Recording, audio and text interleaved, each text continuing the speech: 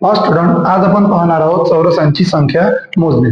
चौरसांची संख्या मोजणे आणि चौकोनांची संख्या मोजणे यामध्ये फरक आहे. तर त्यापैकी आज आपण पाहणार आहोत चौरसांची संख्या कशा प्रकारे मोजल्या जाते. तर काय करायचं, सर्वात आधी याला काय करू देऊ आपण, बाय सिक्वेन्स नंबर देऊ. 1 2 3 आणि 4 दिला. तसंच खाली सुद्धा देऊ 1 2 3 4 आणि काय करू 5.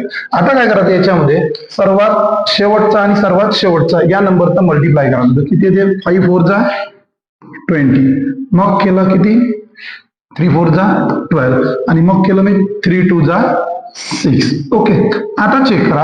आता काय पाहायचं आपल्याला, आता यामध्ये पाहायला जर आपण तर इकडे 2 नंबर शिल्लक आहेत. ठीक आहे, तर जर असं काही शिल्लक असेल तर सर्वात मोठा नंबर किती आहे, 2.